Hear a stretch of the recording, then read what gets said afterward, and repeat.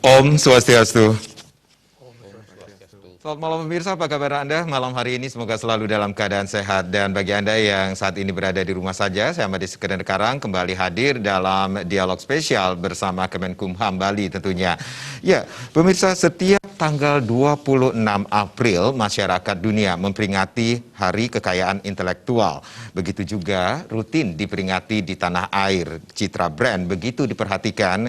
Setiap brand yang kuat ada filosofi cerita yang mempresentasikan di balik produk tersebut. Apalagi kalau kita berbicara tentang produk atau hasil karya yang diciptakan oleh seniman, tentunya perlu mendapatkan apresiasi. Nah, bagaimana seniman tetap produktif di masa pandemi COVID-19?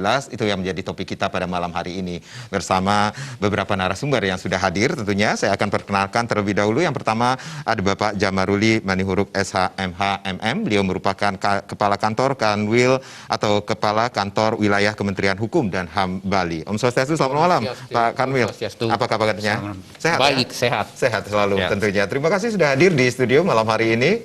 Dan nanti kita akan berbincang-bincang mengenai bagaimana sih sebenarnya produktivitas pekerja seni di masa pandemi ini sendiri ya Pak Kanwil. Dan yang pastinya kalau berbicara tentang seniman, nah ini seniman yang satu ini, kalau boleh saya cerita sedikit, saya tumbuh grow up bersama karya-karya dari abang yang satu ini. Kalau kita lihat atau pernah mendengar lagu-lagunya, aduh, yang kata anak-anak kekinian ini bikin baperan nih kalau lagu-lagu beliau ini ya. Ada Mas Pongki Barata. Om Swastiastu, selamat malam Mas Pongki. Selamat malam. Dibuka dulu biar biar napas. Tapi tetap harus sesuai prosedur ya. Nanti saya dibilang, beneran nih Mas Pongki ini yang terkenal dengan, boleh nggak disebutin nama grup? Boleh silakan. Mas Pongki Jikustik ya, terkenalnya. Mas, kangen dengan lagu-lagunya Mas. Boleh dong Mas, sebait aja Mas. Nanti kita bikin acara baru aja. Ini masih ada tamu lagi. Oh, takut nih hasil karyanya harus dibayar. Itu dia. Tetap berkarya ya Mas ya? Masih setiap hari harus. Tapi tetap yang pasti sehat dulu. Oh ya, itu nomor satu. Terus mumpung lagi banyak di rumah, justru tidak boleh berhenti apinya. Baik. Ibarat dapur harus tetap nyala apinya. Baik. Nah, ini tentunya dampaknya sangat luar biasa bagi para seniman, khususnya para musisi juga ya nih Mas ya, di pandemi COVID-19 ini sendiri. Betul. Baik, nanti kita cerita-cerita ya kan Mas Pongki. Terima kasih juga sudah hadir, jauh-jauh udah datang ke studio. Dan yang pastinya, kalau tadi saya sempat mengatakan kalau saya tumbuh bersama hasil karya dari Mas Pongki, kalau dengan lagu-lagunya yang melankolis, kayak saya bilang ya, bikin baperan. Nah, kalau seniman yang satu ini, seniman lokal Bali yang tapi namanya juga sudah menginternasional. Kalau saya boleh cerita dikit, saya dari kecil sudah kenal beliau. Kalau ngomongin tentang semacam drama klasik, nah ini dia pakarnya. Ada Guru Anom Ranwaro. Om Swastiastu Guru. Penavigator Riki. Sehat ya Bu Guru ya? Sehat. Tetap berkarya. Ya, tetap berkarya. Aktivitasnya tetap menghasilkan karya-karya nantinya, Guru. Walaupun tidak ada di seni pertunjukan, kita kan punya kreativitas lain. Ya mungkin bentuk benda-benda lain yang mungkin pendukung seni itu. Iya. Iya. Baik, sekali lagi terima kasih, tetap sehat, dan yang pastinya kita akan cerita lebih banyak lagi bagaimana produktivitas para pekerja seni di tengah pandemi COVID-19 ini sendiri. Pak Kak Kanwil, kita mengetahui atau masyarakat juga sudah mengetahui ada call center layanan hukum yang bisa diakses oleh masyarakat walaupun baik dalam bentuk konsultasi hukum via WhatsApp juga. Salah satunya adalah layanan asistensi hak kekayaan intelektual. Ini bisa diceritakan tentang call center layanan hukum ini sendiri, Pak Kakanwil. Terima kasih Pak Karang. Saya sedikit mau menyampaikan tentang call center yang kami miliki saat ini. Sebenarnya itu sudah kami luncurkan, resmikan pada tanggal 11 Mei yang lalu. Ini seperti saya sampaikan minggu lalu saya hadir di sini. Itu juga sudah saya sampaikan sebagai konsultasi hukum. Dan juga pada saat ini kami juga melayani tentang penyebaran informasi melalui call center tersebut dan juga melayani pendaftaran terhadap kekayaan intelektual. Nah, selain itu juga kami juga memiliki fungsi untuk membuka sentra-sentra pendaftaran kekayaan intelektual. Di Bali sendiri sudah ada 9, diantaranya 8 kabupaten dan juga 1 kota. Nah, itu yang kami lakukan sekarang. Ya, kedepannya harapan kami masyarakat bisa mengakses atau melakukan kontak dengan call center tersebut. Sehingga perlu disadari, masa pandemi corona sekarang ini suatu hal yang boleh dikatakan ada keengganan dan memang ada protokol kesehatan yang harus dilalui, sehingga untuk melakukan kontak langsung, misalnya melakukan pendaftaran tadi, itu suatu yang harus dihindari kontak tersebut. Dengan adanya call center ini, itu bisa teratasi. Ya, jadi masyarakat lebih didekatkan lagi dengan adanya call center ini sendiri, Pak? Justru akan lebih dipermudah sebenarnya. Mereka tanpa beranjak dari rumah bisa melakukan aktivitas pendaftaran, bisa mendapatkan informasi secara luas. Mungkin kalau harus datang ke kantor kami, itu membutuhkan waktu, dan juga pelayanan yang kami berikan pun mungkin tidak seluas yang melalui call center tersebut. Katakanlah misalnya, kalau lewat datang langsung ke kantor wilayah, itu kami harus menyediakan waktu bagi setiap orang yang datang. Tapi kalau call center mungkin bisa lewat WA malam hari. Kalaupun kami hanya buka pada jam kerja, besok harinya itu sudah kami akan balas lagi. Baik. Jadi itu sebenarnya sangat mempermudah masyarakat. Baik Pak Kakanwil, Bang Pongki dan Guru Anom, nanti kita akan lanjutkan lagi, dan yang pastinya nanti juga kami akan mengadakan live by phone bersama Komisioner Lembaga Manajemen Kolektif Nasional. Nah, kita akan berbicara atau menanyakan tentang secara teknis untuk mendapatkan yang namanya royalti, dan yang pastinya nanti kami juga akan mengajak Anda untuk berinteraksi di 0361 894 8400 dan juga di 0361 894 8401 sesaat lagi.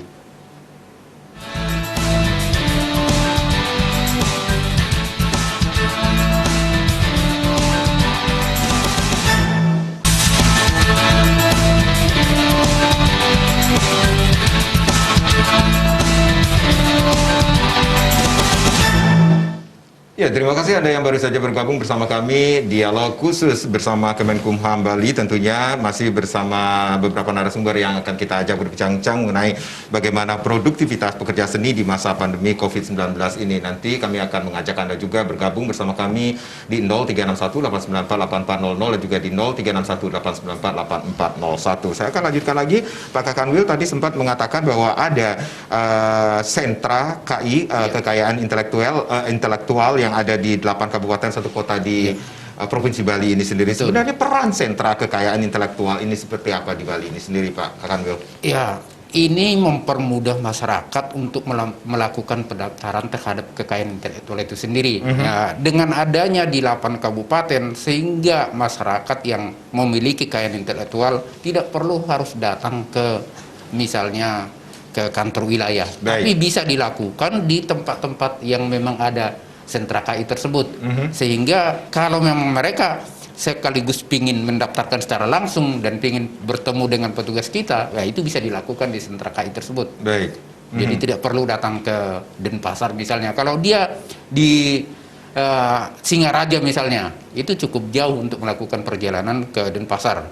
Tapi kalau memang karena di sana ada sentra KI, ya cukup dilakukan di tempat tersebut. Sekiranya call center tadi dianggap belum memenuhi semua keinginan dari pemilik kekayaan intelektual tersebut. Sampai saat ini berarti masyarakat sudah ada yang memanfaatkan peran dari sentra KI ini sendiri, Pak Kakanwil? Sudah cukup banyak. Sebenarnya sentra KI ini sudah ada sejak tahun lalu, tahun 2019, tepatnya pada 17 Agustus 2019. Itu sudah ada dibuka. Baik. Jadi, nah kalau ngomongin tentang klasifikasi hak berdasarkan Undang-Undang Nomor 39 Tahun 1999, hak memperoleh keadilan dan hak atas kesejahteraan. Nah itu yang terpenting sekali bagi pekerja seni yang saat ini semakin dimudahkan dengan peran serta KI ini sendiri, Pak. Iya, betul. Dan betul. Untuk secara teknis bagaimana sih mendapatkan royalti? Nah, kita sudah terhubung dengan Komisioner Lembaga Manajemen Kolektif Nasional, ada Bapak Marulam Juniasi Hutauruk. Selamat malam, Pak Hutauruk. Selamat malam. Halo, iya. Selamat malam, Om Swastiastu. Om Swastiastu, Bapak. Baik, nah ini kebetulan ini ada juga pekerja-pekerja seni yang kita datangkan pada malam hari ini. Ada Bang Poki dan juga ada Guru Anom ini, Guru Anom Ranuare, seorang seniman pertunjukan ini sendiri. Pak, ini secara teknis nih Pak, bagaimana sih caranya untuk mendapatkan bisa dikatakan pemberian royalti kepada para pekerja seni, apalagi saat pandemi COVID-19 ini sendiri Pak? Baik, terima kasih. Terlebih dahulu, saya ingin menyampaikan bahwa LMKN adalah Lembaga Manajemen Kolektif Nasional atau lembaga yang dibentuk berdasarkan Undang-Undang Hak Cipta. Pasal 89 Undang-Undang Hak Cipta itu pemerintah menyerahkan kewenangan collection royalty kepada semua user musik, saya sebut user musik ya Pak, tentang setiap pihak yang melakukan pemanfaatan ekonomi sebuah lagu dan atau musik di tempat umum itu punya kewajiban untuk membayar royalti. Nah, seperti misalnya contoh mall, bioskop, tempat-tempat umum yang lain, bahkan sampai ke live concert, terus kemudian sampai ke karaoke misalnya. Nah, itu mereka punya kewajiban untuk membayar royalti. Bagaimana alur teknis dari royalti ini hingga sampai kepada pemilik hak seperti pencipta, produser, dan juga artis pelaku pertunjukan seperti Mas Poki begini, misalnya begitu. Itu jelas. Jadi uang royalti, saya langsung aja singkat bahwa uang royalti itu datang dari user, masuk kepada LMKN. LMKN menyerahkan itu, mendistribusikan itu kepada LMK, kemudian LMK kepada pemilik hak. Jadi simpelnya seperti itu, Pak. Baik. Jadi intinya adalah dari user itu punya kewajiban bayar royalti kepada LMKN, LMKN kepada LMK, LMK sampai kepada pemilik hak.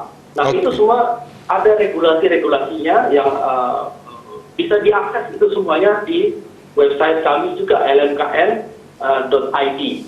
Mungkin itu yang pertama bisa saya sampaikan, Pak. Baik, ada klasifikasi untuk mendapatkan royalti ini sendiri ya Pak Hutauruk? Ya, satu hal lagi, sorry saya potong tadi, bahwa LMKN ini sekarang ini dibentuk hanya untuk lagu dan musik, Pak. Lagu dan musik? Lagu dan musik. LMKN. Akan tetapi LMK yang ada di bawah LMKN ini itu ada macam-macam. Sementara ini sekarang ini baru ada LMK lagu dan musik.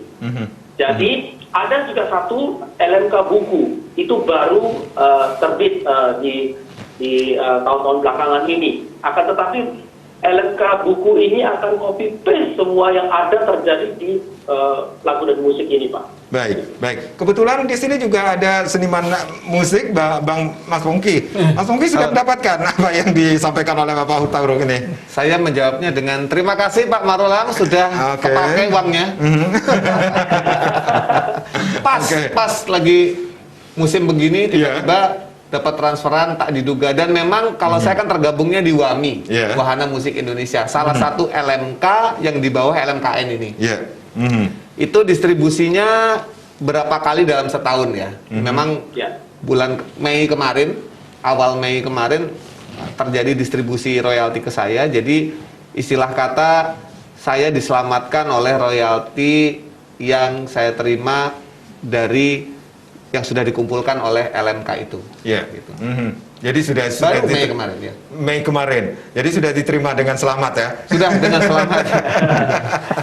Jadi Pak Marulam ya, Pak Marulam, ini kalau ngomongin tentang LMK ini sendiri baru lagu dan musik saja. Bagaimana dengan, nah di sini juga ada seniman pertunjukan Pak. Betul. Ada Pak Guru Anom nih yang sudah menghasilkan karya yang sudah luar biasa sekali.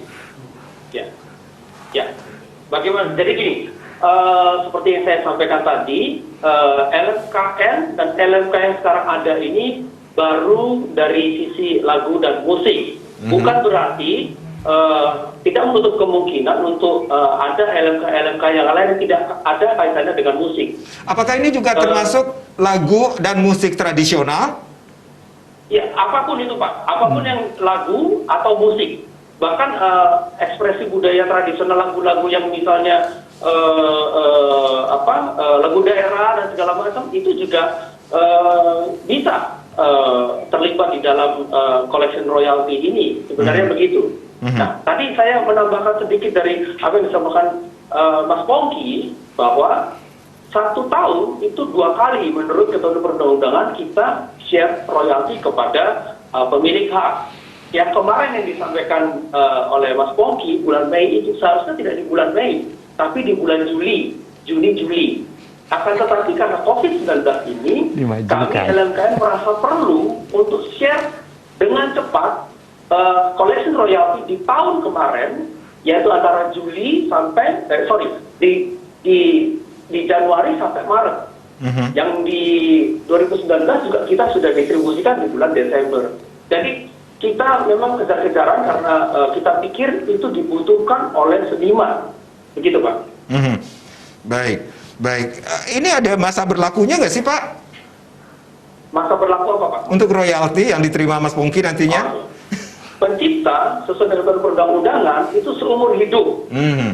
Seumur hidup dan 70 tahun setelah dia meninggal. Jadi itu bisa diwariskan. Kemudian kalau produser dan juga pelaku pertunjukan itu 50 tahun. Itu, Pak. Baik. Guru Hanom, ada yang ingin ditanyakan kepada Bapak Marulam ini di selaku komisioner di lembaga LMK nasional. Nah, kalau kita berbicara, Bapak, ada seni pertunjukan itu kan ada seni tari, musik, dan lagu kan. Nah, yang belum tercover kan yang seni tarinya yang belum tercover. Nah, ini bagaimana, kemana dia akan larinya untuk pencipta karya tari yang tidak ada sinkronisasinya dengan mungkin lagu dan musik. Nah, mungkin itu, Bapak. Iya. Menurut pendapat saya juga karena saya konsultan kekayaan intelektual, itu mestinya juga ada pelisensian dan juga royalti khusus untuk seniman tari dan lain-lain. Karena itu sangat penting ini, Pak. Di dalam hak cipta itu pencatatan, itu yang paling penting. Ini juga permasalahan di dalam seniman-seniman musik. Kerapian dalam pencatatan, misalnya gini, kalau di musik itu, Pak, ada pencipta kan tidak selalu satu lagu itu penciptanya satu, ada beberapa. Nah, itu perlu dicatat. Nah, inilah yang kita masih lemah di dunia seniman kita. Nah, demikian juga misalnya kalau sekarang masih belum ada LMK tentang untuk tari. Saya sih mengusulkan untuk segera mencatat itu semuanya, seniman tari ini, penciptanya siapa, yang menarik namanya siapa, semuanya lengkap datanya, Pak. Sehingga kalau data itu sudah lengkap, itu menjadi metadata ketika itu ditransaksikan, misalnya di shoot, kemudian ditransaksikan melalui YouTube dan segala macam. Misalnya begitu di dunia online. Maka dari data-data itu kita bisa meminta itu, mengupayakan royalti dari semua transaksi yang dilakukan secara online. Demikian juga misalnya di televisi, dimanapun itu berada. Jadi pencatatan itu sangat penting untuk bisa membagikan royaltinya tepat sasaran pada orang yang berhak. Intinya begitu. Demikian juga dengan seniman tari.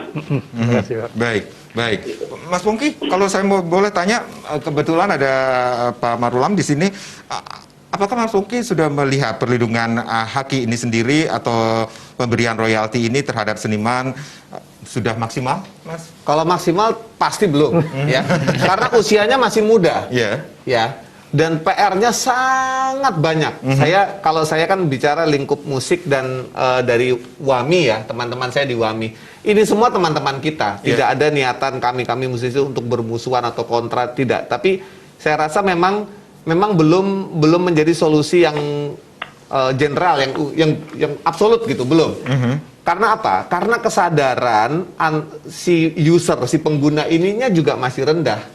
Gitu. Misalkan saya manggung di Jakarta, mungkin bisa terdeteksi. Tapi kalau saya manggungnya di Papua misalkan, jauh, tidak ada yang melihat. Nah, bagaimana? Sementara kalau saya melapor, kalau saya yang melapor, saya manggung di sana, tolong lagu saya dikolek. Nanti panitianya malah nggak mau pakai kami, gitu ya. Jadi ada kontradiksi. Karena si usernya ini sendiri, si pemilik tempat panggung itu, yang bayar kan mereka sebagai pencipta. Itu kadang-kadang tidak mau membayar karena ya buat apa, ribet gitu loh. Nah jadi bagaimana caranya LMKN ini atau bersama LMK di bawahnya itu kampanyenya itu tepat guna, kampanyenya pasti perlu waktu memang. Tapi keinginan saya mungkin mewakili teman-teman adalah kampanyenya itu tepat guna sehingga muncul kesadaran bersama, sehingga nggak perlu repot-repot nagih. Baik Pak Marulam, ini kalau kita berbicara tentang Mas Pongki yang kita tahu sebagai seorang seniman musisi bisa dikatakan demikian, dan juga ada Pak Guru Anom Ranware, beliau seorang seniman pementasan.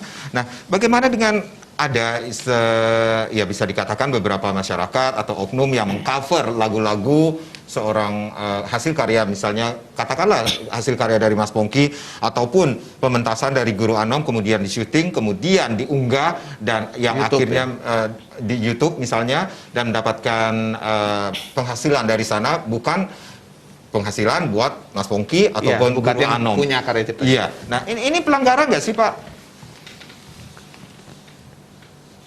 Halo? Iya. Halo, iya. Iya. Sebelum sampai ke masalah cover, saya menambahkan apa yang disampaikan oleh Mas Pongki. Itu benar sekali. Perlu kesadaran dari pebisnis, misalnya dari user music itu sendiri, untuk melakukan sadar akan membayar hak orang lain ini. Itu juga memang betul. Kita terus melakukan campaign untuk ini. Yang perlu kami sampaikan, kebetulan ini di televisi, saya sampaikan bahwa ini tidak akan merugikan dunia bisnis. Itu yang saya bisa sampaikan. Ini cuma masalah pengaturan budgeting aja. Kedua, justru dengan memberikan stimulasi kepada seniman, maka televisi atau apapun itu, user music itu akan mendapatkan output dari seniman-seniman ini, sehingga lebih banyak karya yang bisa ditampilkan untuk menghibur masyarakat itu. Nah, jadi ini ada kesadaran itu yang harus dibangun dari user, dan juga kesadaran dari seniman itu sendiri untuk tergabung dalam sebuah LMK untuk bisa menerima royalti. Ya, karena mereka tidak bisa langsung, misalnya kepada TV untuk mengambilnya langsung, itu nggak bisa dibayangkan. Nanti televisi bisa repot itu kalau misalnya semua orang nanti kepada televisi misalnya, atau kepada user musik yang lain. Nah, gitu. Jadi perlu kesadaran dua pihak ini, dari user dan juga dari pemilik hak. Baik, sampai kepada cover. Baik, perlu kesadaran. Iya. Iya, silakan. Perlu kesadaran. Itu harus dibangun kesadaran itu, harus by konstruksi yang cukup bagus bahwa ini tidak akan merugikan siapapun, tidak merugikan dunia bisnis, tidak juga merugikan seniman gitu. Ya. Kemudian yang berikutnya mengenai cover, banyak sekali pertanyaan kepada saya, bagaimana, apakah mengcover itu dilarang atau tidak? Nah, inilah memang ada lompatan hukum, seringkali terlambat untuk sampai ke titik itu, selalu terlambat. Karena teknologi, disrupsi teknologi yang begitu cepat, kalau zaman dahulu mungkin Mas Pongki tahu, kalau kita mau recording dan segala macam butuh waktu. Habis itu baru publish. Nah, saat ini itu sangat dipersingkat. Dengan cepat orang bisa menyanyikan lagunya Mas Pongki, langsung rekam, 5 menit, upload ke dunia online. Nah, apakah itu ada pelanggaran yang dilakukan? Secara teoritis itu ada. Gitu. Cuman kan masalahnya kita juga tidak bisa membatasi seorang performer untuk melakukan kreasi, untuk berekspresi terhadap suatu karya juga. Gitu. Baik. Jadi itu perlu digalakkan juga kreativitas, asalkan si performer tadi tidak merusak karya itu sendiri, misalnya dengan melakukan lucu-lucuan lagu yang sebenarnya itu untuk religi dan segala macam, dirubah-rubah kata-katanya dan segala macam. Nah, itu akan menghina si pencipta. Nah, itu saya tidak sarankan. Nah, kemudian kalau cover itu menurut saya ini pendapat pribadi saya sebagai konsultan KI, biarlah itu terjadi. Tapi bagaimana dengan hak royaltinya dan segala macam? Saya menyarankan selalu kepada beberapa pihak untuk tertib mencatatnya itu. Misalnya Mas Pongki punya ciptaan, Mas Pongki gabunglah kepada suatu publisher tertentu. Kemudian produsernya juga mengelolanya itu dengan baik misalnya. Kemudian membuat channel YouTube yang resmi misalnya gitu, sehingga membuat yang original itu seperti ini, sehingga ketika ada orang yang mengcover itu si penciptanya juga otomatis, karena di dunia online kan robot yang akan melakukannya, itu bukan manusia lagi. Dia akan mengenal identitas karya itu dan langsung membaginya kepada si pencipta yang asli. Begitu. Jadi saya menyarankan untuk tertib di situ, tertib administrasinya, sehingga cover tetap bisa dijalankan tanpa merusak ciptaan orang lain dan tanpa merugikan si penciptanya. Baik, Begitu. baik, terima kasih Pak Marulam Juniasi Hutauruk selaku Komisioner Lembaga Manajemen Kolektif Nasional. Baik, nanti kita akan lanjutkan lagi, pemirsa jangan kemana-mana, kami akan kembali tapi tentunya setelah yang berikut ini.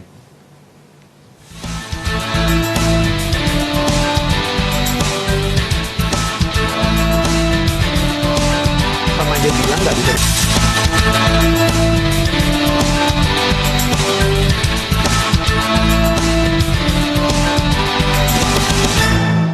Ya, kita masih dalam dialog khusus malam hari ini bersama Kemenkumham Bali, bagaimana produktivitas pekerja seni di masa pandemi COVID-19, dan nanti kami juga akan mengajak Anda untuk berpartisipasi di 0361-894-8400 dan juga di 0361-894-8401. Saya ke Bapak Kakanwil. Pak Kakanwil, kalau kita mau berbicara tentang warga binaan yang ada di beberapa lapas yang tersebar di 8 kabupaten kota dan di Bali ini sendiri, tentunya mereka juga memiliki jiwa seni yang bisa diapresiasikan terhadap hasil-hasil karya yang mereka hasilkan tentunya di dalam lapas.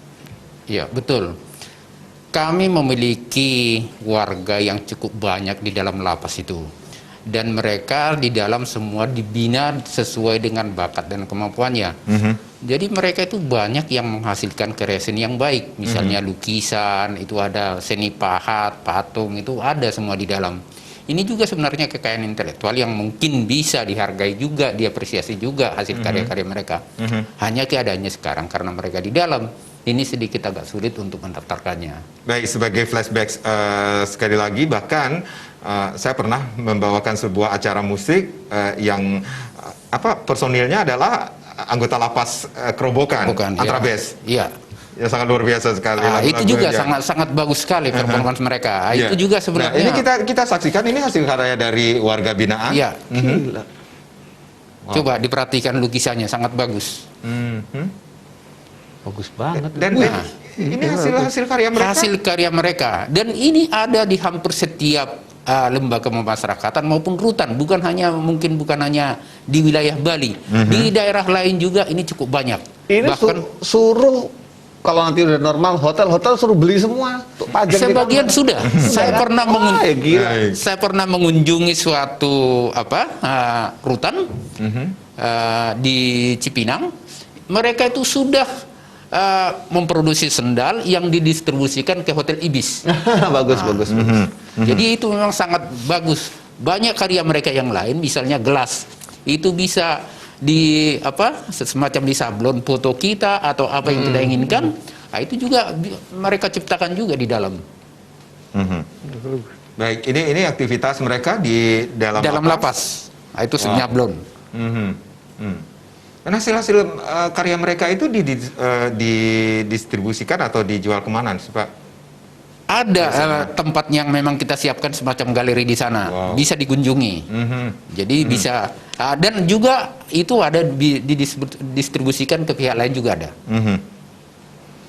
Wow, ini hasil karya yang sangat luar biasa sekali nih. Iya. Guru Anom juga mungkin bisa memberikan komentar dengan hasil karya warga binaan nih, Pak Guru. Luar biasa, kreativitasnya sangat tinggi sekali ini kalau kita bisa lihat secara sepintas begitu. Dari seni lukis, seni kerajinan yang lain itu, seni anya mungkin ada sana. Saya lihat memang luar biasa, memang diberi apresiasi yang coba dilihat biasa. Itu mereka menggunakan komputer untuk mendesain. Animasi ya. Gitu. Wow. Ini aktivitas mereka ya. Dan pembinaan kita di dalam seperti itu. Jadi mereka tidak hanya duduk di dalam, tapi memang kita berikan kesempatan untuk berkarya. Baik, baik. Kalau kita berbicara tentang situasi saat ini, Mas Pongki, karena kita juga mengetahui ini semua terdampak, termasuk juga para seniman, pekerja seni yang bisa dikatakan penghasilannya bergantung dari frekuensi pementasan seperti itu. Berarti ada siasat pekerja seni semasa pandemi ini. Mas Pongki sudah berapa lama nih nggak manggung, Mas? 2 bulan lah. 2 bulanan. Terakhir manggung saya ingat 14 Maret. Ngaruh nggak, Mas? Oh, ngaruh. Ya begini, turut prihatin itu nomor 1 ya. Tidak semua orang, kita semua itu musisi. Ini obrolan saya dengan beberapa musisi ya. Kita hidup dari tabungan udah pasti. Baik. Dan tidak semua musisi seberuntung saya dapat royalti tambahan di luar tabungan itu. Ya. Nah, tapi makanya ini pertanyaan adalah mau berapa lama kan? Cuman sebelum sampai ke berapa lama, yang lebih penting lagi sebenarnya apa yang akan kita lakukan dalam waktu selama kita tidak manggung itu. Kalau saya memilih tanpa bermaksud mengajari yang lain, saya memilih untuk 1 hari misalkan ya, tapi sudah terjadi 1 hari 1 lagu. Jadi walaupun cuma dapat bait saja atau referen saja atau lirik saja nggak masalah, tapi 1 hari saya menyempatkan untuk duduk dan membuat sesuatu. Nah, yang nanti outputnya ini kan jadi kayak apa ya? Jadi kayak tabungan saya gitu di masa depan. Itu 1. Kedua, saya pelajari digital media kayak YouTube, Spotify, dia platform streaming lagu ya. Saya pelajari sebenarnya. Jadi saya punya waktu nih untuk duduk 2 jam di komputer pelajari sebenarnya bagaimana sih rules of the game-nya dari Spotify, dari YouTube tuh bagaimana? Apa yang menarik orang, apa yang tidak menarik? Bagaimana dapat uangnya? Itu saya pelajari sehingga dalam 2 bulan ini saya kayak sekolah digital. Nah, ini kepakainya kapan? Ya tidak bisa langsung. Tetapi pada saat nanti ini semua berakhir, saya udah ready. Saya sudah siap. Nih kayak saya rekaman ini tepat sebelum pandemi. Saya sempat rekaman dengan istri yang akan keluar nanti minggu depan mungkin ya. Gitu. Baik. Di studio gitu. Ini aktivitas sebelum pandemi begitu. Sempat ke pantai juga. Sama anak-anak. Rangga sama Radia? Rangga sama Radia. Iya. Itu membuktikan saya masih mengikuti. Kalau nggak salah ini terakhir saya 14 Maret itu kalau nggak salah. Iya, baik. Nah, kalau kita berbicara tentang frekuensi pementasan sekarang 2 bulan ini stop sekali. Kalau kita berbicara tentang pementasan bagi seorang seniman, baik seniman musisi ataupun seniman teater seperti guru ini sendiri, tidak berbicara tentang personal, tetapi siapa yang berada di balik ini secara global ini semuanya terdampak. Mereka yang mereka yang membantu saat pementasan di backstage, krunya ini sendiri, ini yang mendukung pementasan itu juga akan terdampak sekali. Sangat ya. Ekonomi yang sangat rentan bisa dikatakan demikian, yang membackup pementasan dari seorang seniman. Apanya nih ekonomi? Yang terdampak. Stage crew-nya. Oh iya. Ya saya sih kru saya sih nggak minta, cuman saya sadar ya, ini kan orang yang sama saya setiap hari. Jadi kalau dia nggak makan itu kan rasanya gimana ya. Jadi ya waktu saya kemarin dapat royalti ya, puji Tuhan, saya sisihkan juga untuk mereka. Paling tidak saya bilang ini bisa untuk beli beras, gitu. Paling tidak. Jadi saya tetap berbagi lah. Saya nggak bisa ambil sendiri gitu, karena saya yakin juga ketika saya dapat rezeki dalam bentuk apapun, ya masa orang dekat saya nggak makan. Karena mereka lah yang saya bilang tadi, tidak semua orang punya tabungan ya.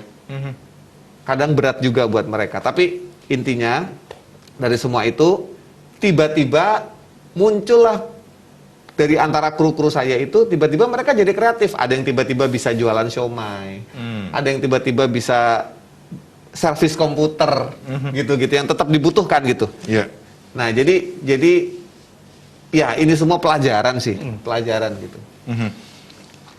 Kita mendengar ataupun menyaksikan ada penyanyi luar yang melakukan together at home. Ini tidak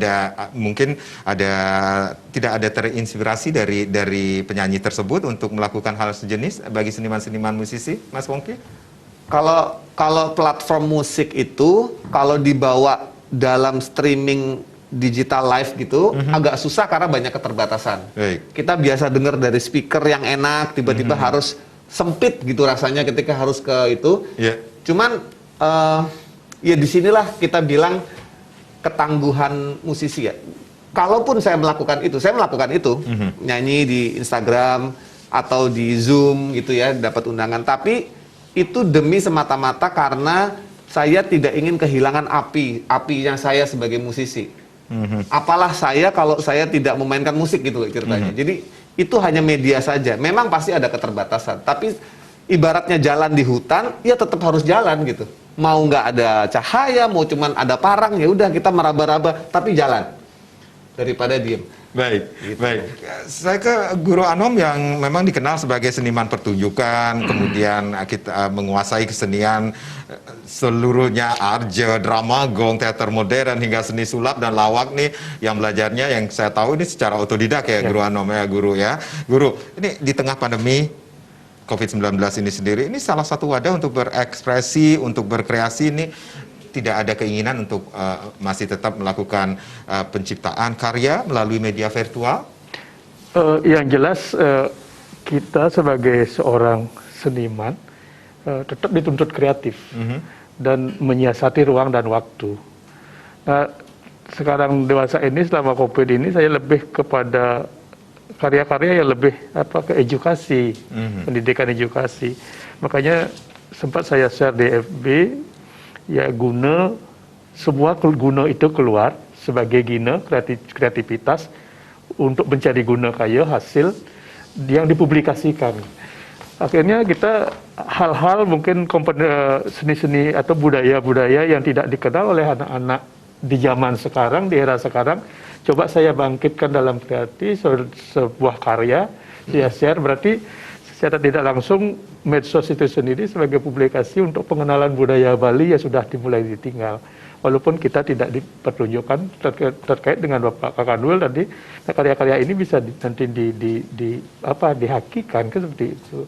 Contoh saja kayak sekarang anak-anak kan tidak tahu keroncongan sapi, itu tidak tahu. Ya, sekarang kita bikin keroncongan sapi untuk bel di ini kan di pintu keluar. Nah ini dia kenal budaya lokal seperti ini difungsikan untuk apa? Baik, Ya. nah ini kita juga menyaksikan ini aktivitas dari Guru Anom ini sendiri yang tetap seperti yang disampaikan ini tidak mematikan kreativitas bagi seorang seniman.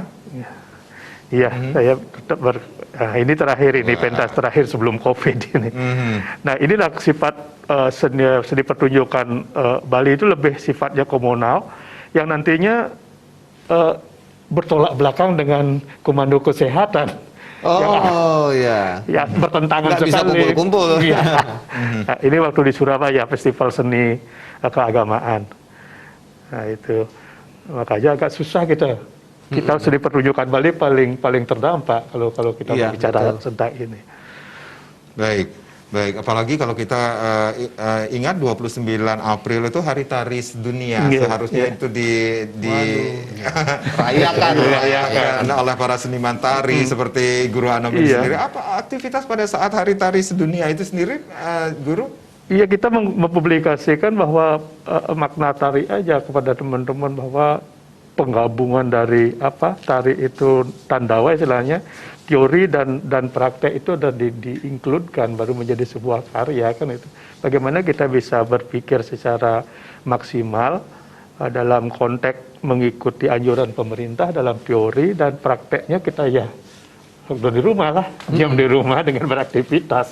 Ya kita juga bergerak menari seperti itu. Tetap aktivitas itu cuma tidak jalan aja, kita di rumah saja. Baik, ini Pak Kakanwil, sekali lagi ini kalau kita berbicara tentang pandemi ini sendiri semua berdampak termasuk juga para pekerja seniman kita di Indonesia. Berarti dari Kakanwil sendiri ini bisa dikatakan ini memfasilitasi para seniman dalam mendaftarkan untuk mendapatkan hak-hak mereka nantinya. Betul. Apalagi saat pandemi ini. Kalau menurut saya pribadi ini kan KI ini suatu aset tersembunyi bila tidak didaftarkan. Tapi kalau sudah didaftarkan sebenarnya ini aset yang sangat berharga. Nah, itulah sebabnya kami ingin menghargai karya seni ini dengan membuka pendaftaran secara online. Tapi kalaupun misalnya para seniman ini atau karya seni ini tidak bisa didaftarkan secara online, yaitu makanya kami bekerja sama dengan Pemda di seluruh Bali ini, misalnya ada di universitas, ada di dinas koperasi, ada di dinas perindustrian. Kerjasama dengan Pemda ini membuka sentra KI.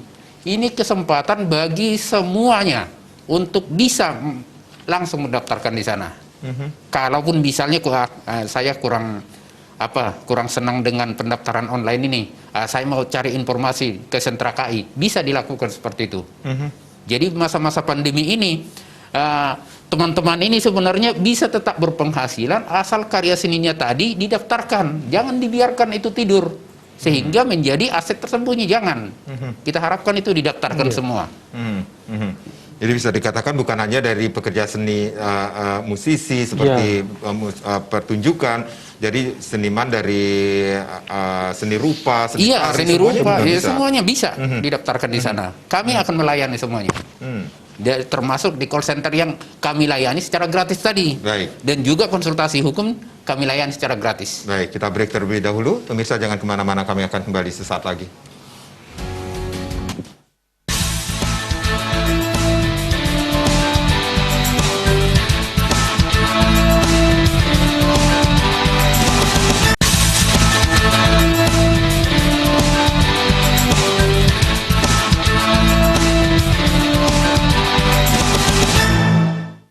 Ya, di sesi yang terakhir ini silakan Anda yang ingin bergabung bersama kami di 0361-894-8400 dan juga di 0361-894-8401 bagaimana produktivitas pekerja seni di masa pandemi COVID-19 ini masih menjadi topik kita malam hari ini. Dan kita masih terhubung dengan Komisioner Lembaga Manajemen Kolektif Nasional, Pak Marulam. Halo, selamat malam. Ya, halo. Baik, kita masih menunggu, ya. Baik, saya akan ke Mas Pongki. Mas Pongki, kalau kita berbicara tentang apa yang sudah dilakukan, kemudian masih tetap berkreativitas di masa pandemi ini sendiri, kemudian bisa nggak ada siasat-siasat dari para pekerja seni agar tetap dalam artian hidup di masa ini? Kita ngomong praktikal sekarang. Iya. Ada orang yang bisa menjual kepopulerannya, ada orang yang bisa menjual skillnya. Nah, ini kadang-kadang bisa digabung dua-duanya. Tapi pada prinsipnya musisi ya seperti itu. Kalau bukan kepopulerannya, ya skillnya yang dia jual. Kalau kita bicara yang sudah populer atau kita ngomong sudah dikenal orang, biasanya dia akan bisa mencari cara untuk menjual namanya melalui sosial media. Misalkan, ini dilakukan oleh teman-teman saya di Jakarta. Yeah. Dia manggung di live Instagram, terus dia tulis donasi bisa ke sini. Dan biasanya orang satu Indonesia akan paham, memang lagi sulit. Jadi orang akan berdonasi dengan sukarela, sambil nonton dia nyanyi. Gitu. Nah, itu bicara kita jual kepopuleran atau nama ya. Ya nggak semua orang mau begitu, tapi itu salah satu cara. Yang satu lagi, kita jual kemampuan dia.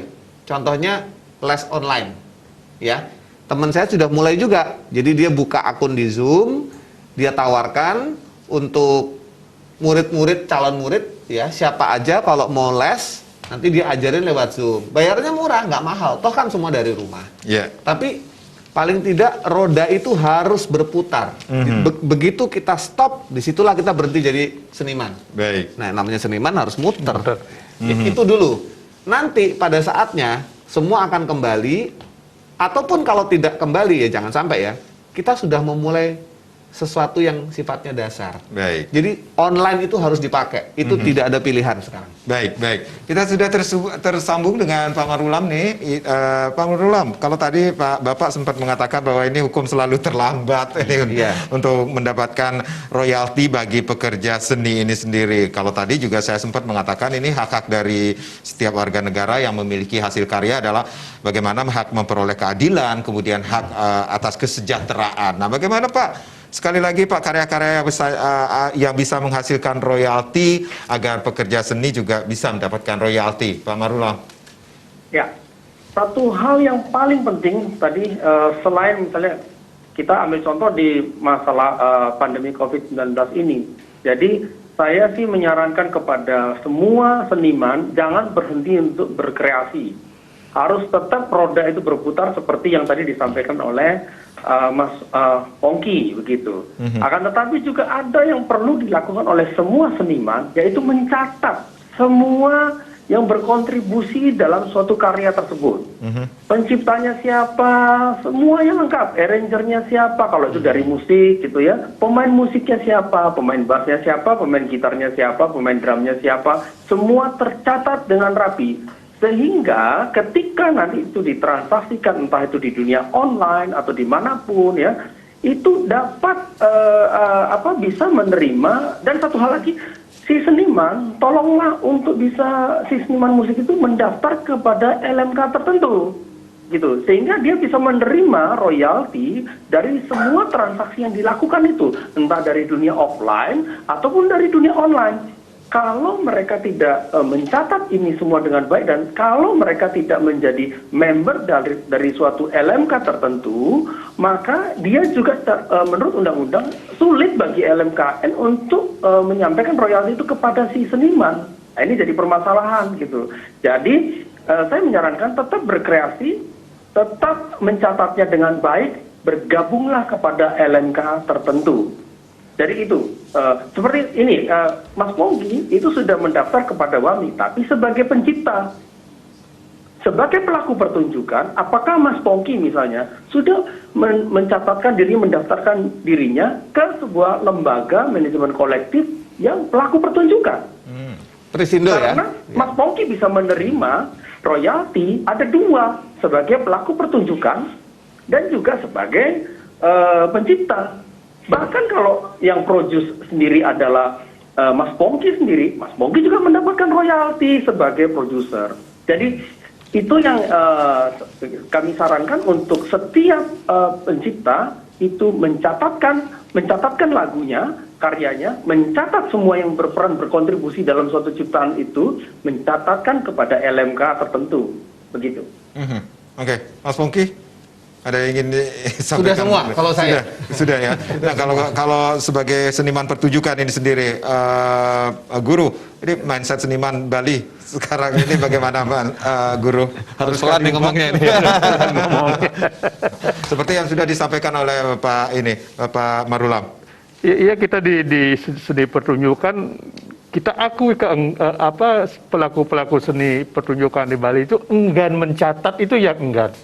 Makanya kita sendiri seperti apa yang disampaikan Mas Pongki tadi, kita yang sebaya yang ingin mendobrak itu mentok untuk diajak ngurus itu, ya udah pasrahlah seperti itu. Ketika ada masalah seperti ini ya kita terdampak semua kan. Nah, ini yang perlu mungkin dia beri apresiasi kepada Menkumham sudah memberi ruang dan waktu untuk memperbincangkan ini, untuk menyadarkan bagaimana kita seniman-seniman seni pertunjukan Bali itu bisa peduli dan mau bangkitlah untuk mencatat karya-karyanya dan didaftarkan. Itu yang perlu kita sikapi ke depan untuk seniman pertunjukan Bali. Bahkan kalau saya boleh mengatakan bahwa saya pernah membaca bahkan seorang seniman sekelas Iwan Fals pun menyebutkan musisi tradisional paling terdampak pandemi ini. Iya. Tidak ada royalti soalnya. Baik. Itu yang harus dilakukan seperti yang disampaikan oleh Pak Marulam. Nah, mungkin saya adu kemarin sempat yang dengan komunitas mungkin ya untuk peduli dengan seniman-seniman kita seperti Pak Madeliges yang seniman pertunjukan Harjo legendaris yang perlu kita peduli. Makanya kita ya mau tidak mau komunitas harus mensokong itu dengan komunitas seniman tua kita. Baik. Mas Pongki, ada yang ingin disampaikan kepada pemirsa Bali TV saat ini untuk tetap berkreativitas walaupun dalam masa pandemi saat ini bagi musisi dan para seniman tentunya? Ya, kebetulan saya sudah menekuni ini kalau secara itu hampir 20 tahun ya. Kalimat saya cuma gini untuk teman-teman musisi pencipta lagu yang ada di Bali ya, yang ada di Bali karena ini pemirsanya di Bali. Saya cuma ingin bilang begini, uangmu itu ada, tapi di langit. Jadi bukannya uangnya itu nggak ada, tapi di langit. Nah, untuk bisa mengakses itu, banyak langkah yang harus dilakukan. Paling gampang, satu, mencatat semuanya, bergabung dengan publishing atau publisher, kemudian bergabung dengan LMK, Lembaga Manajemen Kolektif yang di bawah LMKN. Ini resmi semua, dan ini hukum yang menyatakan. Sehingga nomor satu, karyanya terlindungi, dan kedua, ketika ada manfaat ekonomi, kebagian. Gitu. Ini kita nggak bicara masalah rakus, bukan, kita bicara masalah hak. Kalau rakus itu punya orang, kita ambil. Ini kan punya kita. Jangan berpikir untuk diri sendiri. Berpikirlah untuk keturunanmu, anakmu, betapa besar manfaat yang bisa dipakai. Itu kalau dari saya. Baik, Ya. Bapak Kakanwil, tentunya dengan call center yang sudah dipersiapkan, yang sudah bisa diakses, yang mungkin sudah ada di layar televisi, di running text ini sendiri ada di nomor yang bisa dihubungi di 0361224856, kemudian ada konsultasi hukum via WhatsApp 08113811 181 ini sendiri. Ada yang ingin disampaikan kepada pemirsa, khususnya para seniman ini agar tetap berkreativitas di tengah pandemi COVID-19 ini, Pak? Ya, tentunya kepada para seniman, saatnya untuk mendaftarkan karya seni Anda agar mendapat perlindungan hukum dari negara. Kami sudah membuka call center, bisa mendaftarkan secara online, dan juga kami sudah membuka sentra KI yang ada di 8 kabupaten dan juga 1 kota media tadi. Itu bisa digunakan saat ini. Karena kalau itu tidak digunakan seperti saya katakan tadi, itu akan menjadi aset tersembunyi yang tidak akan pernah menghasilkan. Tapi kalau itu didaftarkan, itu menjadi aset yang benar-benar menjadi aset yang berharga yang bisa menghasilkan mungkin sangat banyak. Nah, itu yang kami sampaikan kepada pekerja seni ini, agar seperti tadi dikatakan Pak Marulam, agar sadar bahwa karya seninya mereka itu sebenarnya sangat berharga bila didaftarkan. Baik, Pak Kakanwil, terima kasih. Bang Pongki, terima kasih sudah hadir di sini. Tetap berkarya, dan Guru Anom tetap sehat ya. Kalau boleh saya mengambil salah satu lirik dari lagu dari Mas Pongki ini sendiri, aku masih di sini untuk setia. Walaupun pandemi sampai berakhir tentunya. Saya Madi Sekudan Karang, terima kasih. Sampai jumpa. Om Santi Santi Santi Om.